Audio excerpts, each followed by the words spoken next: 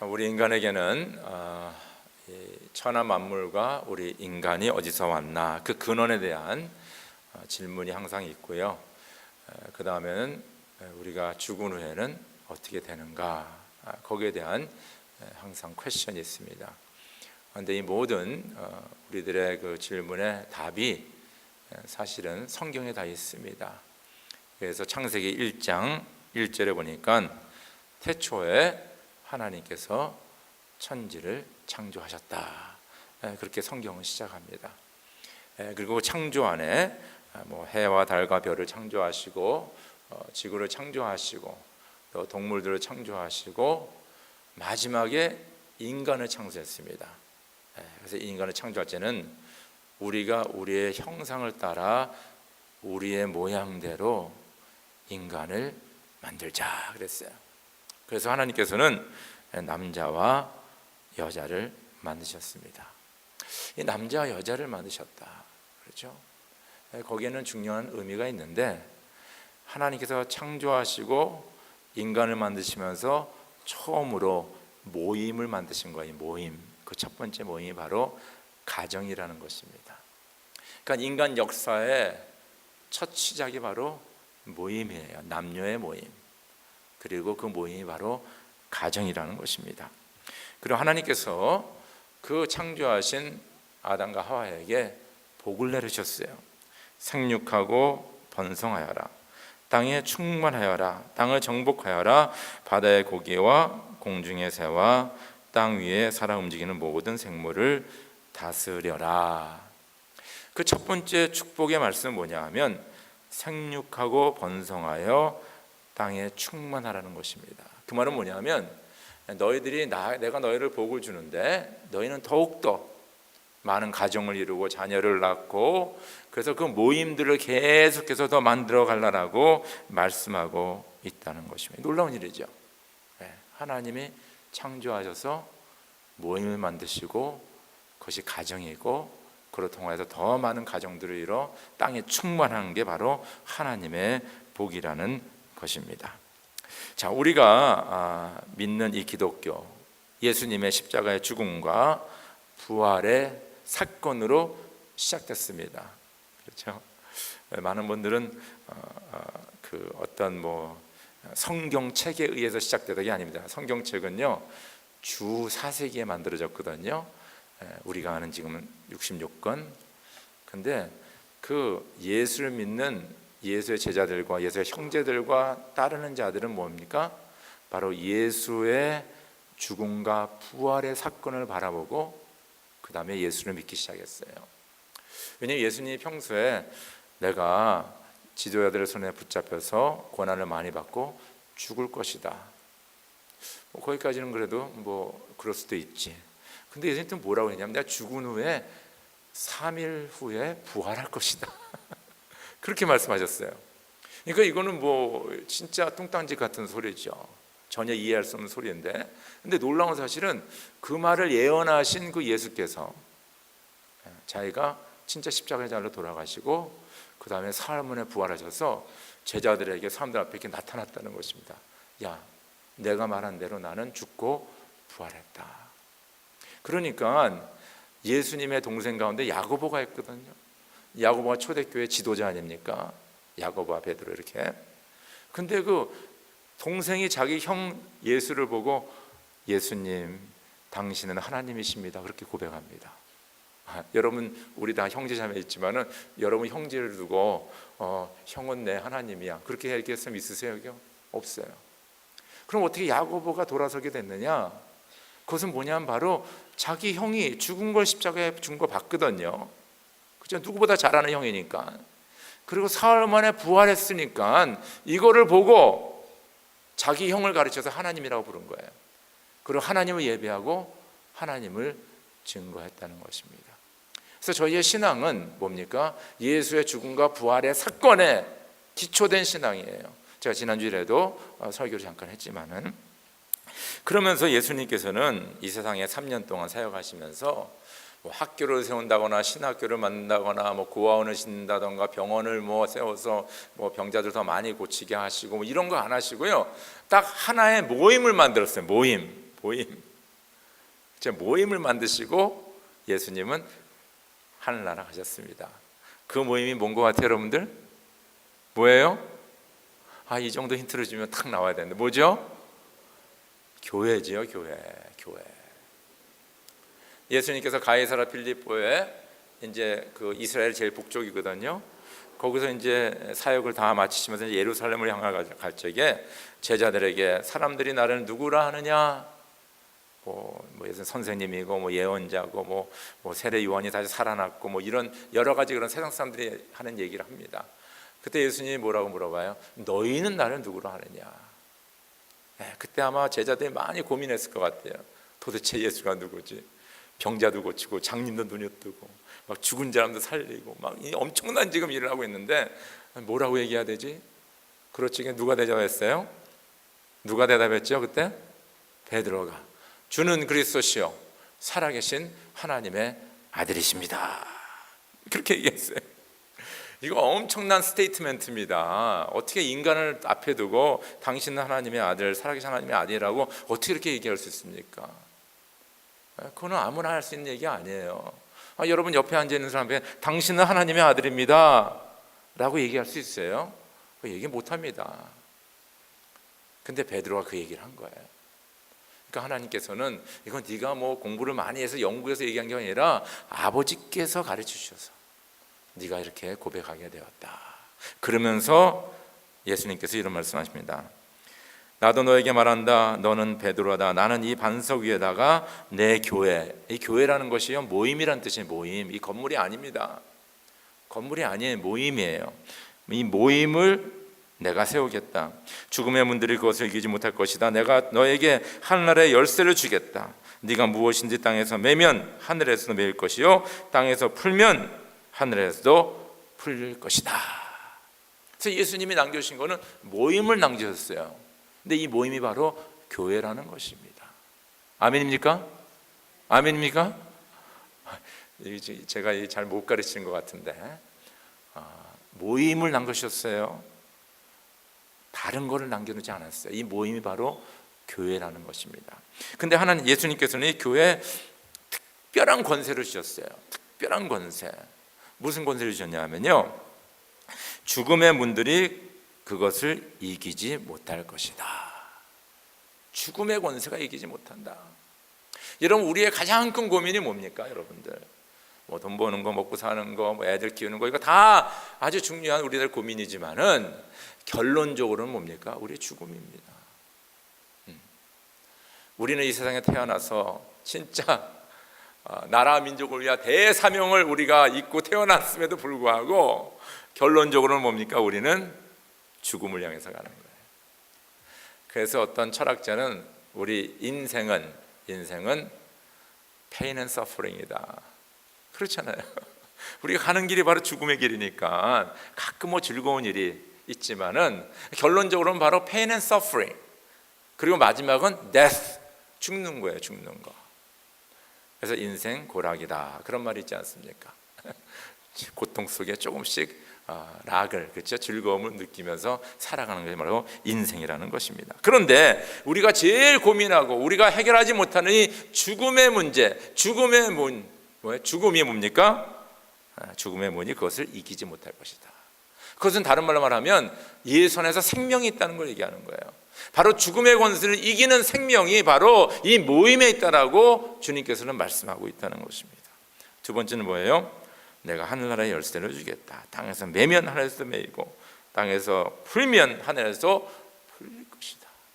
이 모임, 이 교회 주신 권세는 바로 죽음을 이기는 생명의 권세와 하나님 나라의 문을 열고 닫는 그런 권세를 이 모임에 주신 것을 꼭 기억하시기 바랍니다. 그래서 예수님 승천한 다음에요, 이 초대교회 성도들이 핍박을 많이 받았습니다. 여러분, 저와 여러분들이 교회 가는데 뭐 몸이 힘들어, 아파, 뭐 이거 희생해야 돼, 이거는 될 것도 아니에요. 이건 사실 이거는 우리가 엄살 부리는 거예요. 이 초대교회 성도들 보면요, 이게 진짜 목숨 걸고 교회를 나갔대도요, 모임에 참여했대도요. 여러분 이거 꼭 믿으시기 바랍니다. 이거 뭐 제가 얘기하는 아니라 역사적인 증거가 있으니까 그렇게 나갔어요. 왜냐하면 예수님께서 말했거든요. 바로 죽음의 문이 이기지 못할 것이고 바로 하늘나라의 문을 열고 닫는 그 열쇠, 그 권세를 내가 이 모임에 주겠다고 했으니까 이 성도들이 목숨을 무릅쓰고 뭡니까? 죽을 것을 무릅쓰고 바로 그곳에 나간 것을 우리가 알 수가 있습니다. 바로 그들은 함께 모여서 이 교회를 이루었다는 것입니다. 그래서 사도행전 2장 보니까 그리고 날마다 한 마음으로 성전에 열심히 모이고 집집이 돌아가면서 빵을 떼며, 이 두 가지가 나오죠. 성전에 많은 사람들이 같이 모였습니다. 그때 뭐 베드로가 설교하면 막 3,000명, 막 5,000명 이렇게 모였잖아요. 그래서 예루살렘 교회는 대형 교회였습니다. 그렇죠. 5,000명, 뭐 3,000명이니까 이게 대형 교회죠. 그래서 성전에 다 이렇게 대형 교회로 모이고 그리고 뭡니까? 집집이 돌아가면서 빵을 떼며. 그건 또 뭐로 모인 거예요, 여러분들? 우리가 아는 가정교회로 모인 거예요. 집집이 돌아가면서 빵을 떼며 순전한 마음으로 기쁘게 음식을 먹고 하나님을 찬양하였다. 그래서 그들은 모든 사람에게 호감을 샀다. 주님께서는 구원받는 사람을 날마다 더하시다. 여기서 중요한 게 뭐냐면요, 자, 이 모이기를 힘써서 이렇게 모두 성도들이 같이 모여서 하나님을 찬양하고 예배하고 또 집집에 돌아가면서 가정교회로 모였는데 이 놀라운 하나님의 역사가 일어났습니다. 그게 뭐냐면 사람들에게 호감을 샀다 그랬어요. 저 사람들 참 괜찮은 사람들이다, 그렇죠? 칭송을 받았다 그랬어요. 그리고 하나님께 영광을 돌린 것을 우리가 알 수가 있습니다. 그래서 저는 좀 약간 세게 극단적으로 얘기하면 기독교의 신앙은 첫째, 우리의 믿음과 예수 그리스도의 죽음과 부활, 이 사건과 그걸 믿는 것과 두 번째는 바로 우리 모임에 있다는 겁니다. 그렇죠? 그래서 만약에 어떤 개인이, 아니 교회가 예수가 죽고 부활하신 우리의 주와 구원자 그거를 고백하는 거 교회 아니에요. 그건 믿음이 아닙니다. 그거는 그냥 종교인이에요. 종교인, 믿음이 아니에요. 두 번째는 뭡니까? 우리 교회 없어도 믿음 생활 잘한다. 모임이 없어도 나는 혼자서 TV 켜고 아니면 인터넷 보면서 예배 드리면서 예수 잘 믿는다. 이거는 있을 수 없는 얘기입니다. 이건 내 얘기가, 예수님이 그랬잖아요. 내가 이 모임을, 교회를 세우겠다라고 하셨습니다. 그래서 교회를 떠나서는 제대로 신앙생활 못합니다. 그리고 믿음에서 떨어져, 그렇죠? 멀어질 수밖에 없어요. 그래서 우리가 모여야 된다는 것입니다. 그래서 오늘 히브리서 저자는 뭐라고 말씀하냐면요, 우리는 모이기를 힘쓰라. 그날이 가까워오는 것을 벌써, 그날이 뭡니까? 여기 지금 히브리서 저자 말하는 그날은 뭐예요? 바로 말세가 얘기하는 거죠. 예수님께서 내가 다시 오겠다 이렇게 했잖아요. 바로 그날이 가까울수록, 그러니까 예수님 가신 지 2000년 됐는데 지금 예수님이 더 오실 날이 점점점 가까워지고 있다는 것을 지금 암시하고 있습니다. 두 번째는 뭐냐면요, 그날은 뭐냐면 바로 핍박의 날, 환난의 날, 고난의 날, 어려운 일, 그런 일이 많이 있으면 있을수록 너희들은 더욱 힘써 모여라, 그렇게 얘기하고 있어요. 여러분 개인적으로 많이 힘듭니까? 가정적으로 힘듭니까? 사업이 잘 안 됩니까? 직장 생활이 어렵습니까? 여기 아프고 쑤시고 힘듭니까? 모든 일이 지금 너무 어려워요? 그러면 그럴수록 뭡니까? 더 힘써 모이라. 아멘입니까? 힘써 모이라. 이게 바로 예수님의 음성이에요. 많은 사람 그러잖아요. 피곤하면 오늘 좀 안 갈래. 또 누구한테 한마디 들으면 내가 왜 그 얘기 듣고 들으려고 가나? 그리고 또 안 가고. 뭐 한국에서 누구 온다 그러면 뭐 또 아주 제일 잘 가는 곳 있잖아요. 그 라스베가스라든가 뭐 그런 데 데리고 가고. 그리고 또 교회 안 가고. 하여튼 이유가 너무 많아. 근데 성경 뭡니까? 그러면 그럴수록, 안 가는 이유들이 더 많으면 많을수록, 더 힘들면 힘들수록 모이기를 힘쓰라. 할렐루야. 더 모이라는 거예요. 더 모이라는 거예요. 그럼 왜 성경에서는 그 성도들에게 더 모이기를 힘쓰라 그랬을까? 오늘 몇 가지 함께 말씀을 나누겠습니다. 우리 교환을 보면요, 첫 번째 우리가 더 모여야 되는 이유가, 첫 번째는 하나님 앞에 예배드리러 나아가자. 우리 말씀 같이 읽겠습니다. 시작. 그러므로 형제 자매 여러분, 우리는 예수의 피를 힘입어서 담대하게 지성소에 들어가게 되었습니다. 예수께서는 휘장을 뚫고 우리에게 새로운 살 길을 열어주셨습니다. 그런데 그 휘장은 곧 그의 육체입니다. 그렇죠? 우리 교회 표어가 한 영혼을 귀하게, 그래서 영혼을 찾아다니는 그런 주님의 모습을 우리가 상상할 수가 있어요. 근데 잃어버린 영혼을 찾는 주님이 있는 반면에 또 주님께서 또 찾는 것은 누구를 찾냐면 뭐요? 신령과 진정으로 예배를 드리는 자를 찾고 계세요. 신령과 진정 예배드리는 자 찾고 계시다. 잃어버린 영혼을 찾으신 주님께서는 뭡니까? 예수를 믿고 주님 앞에 나와 참되게 예배드리는 자들을 찾고 계신다는 거예요. 그래서 요한복음 4장 23절 24절에 참되게 예배를 드리는 사람들이 영과 진리로 아버지께 예배를 드릴 때가 온다. 지금이 바로 그때이다. 아버지께서는 이렇게 예배 드리는 사람들을 찾으신다. 예수님이 하신 말씀이에요. 하나님은 영이시다. 그러므로 하나님께 예배 드리는 사람은 영과 진리로 예배를 드려야 한다. 그렇죠? 우리가 이렇게 모이는 이유는 바로 하나님을 예배하기 위해서 모이는 겁니다. 예배는 뭡니까? 바로 하나님이 하나님 대신 인정하며 그분을 높여드리며 그분께 찬양과 영광을 돌리는 것이 바로 예배라는 것입니다. 그럼 예배는 절대적으로 하나님 중심이에요.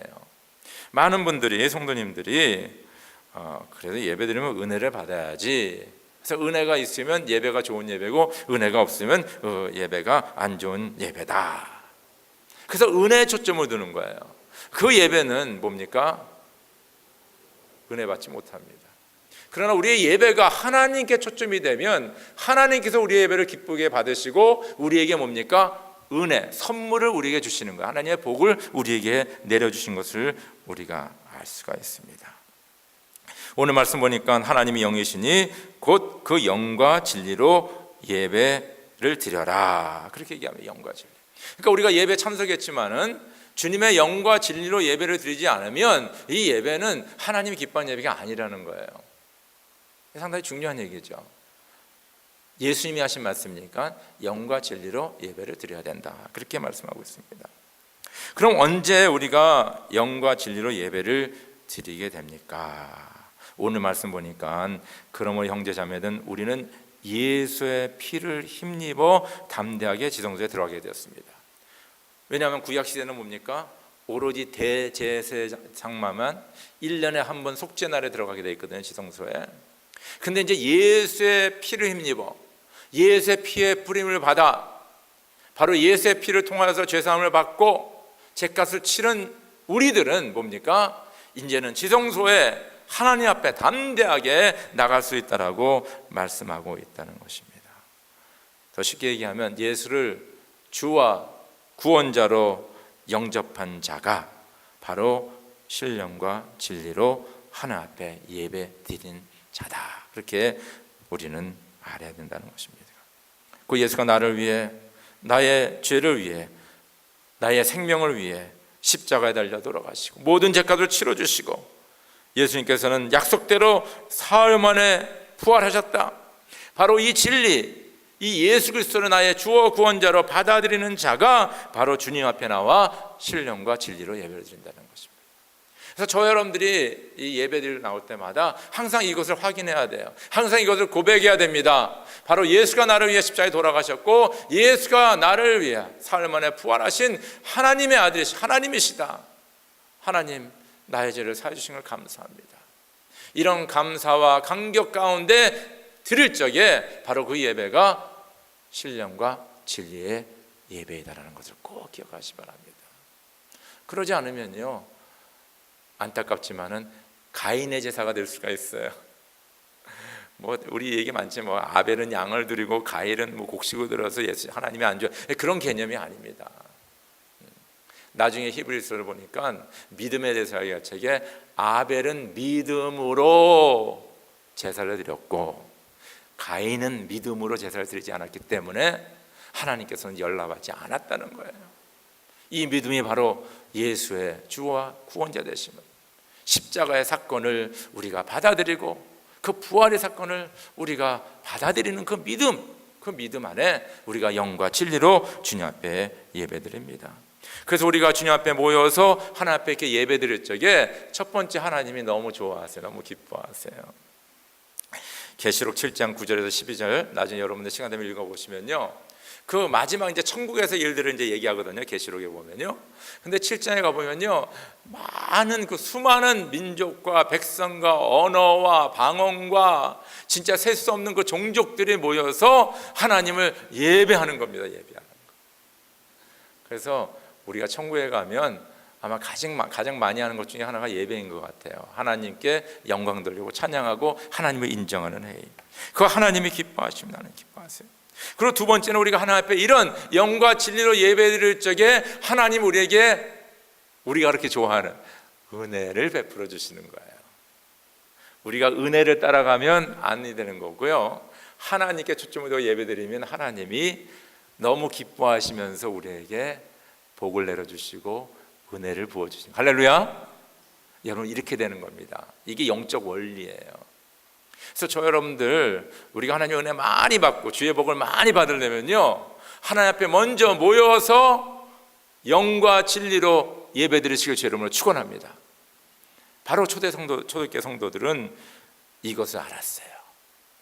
그래서 그들은 너무 힘들었지만은 우리가 가장 좋은 것은 하나님께서 내려주신다 그랬는데, 내가 우리 하나님 앞에 나와 나 예배드리고 하나님을 높여드리니까 그들이 매일 예배소에 경험하는 게 뭡니까? 하나님의 은혜를 경험하는 거예요.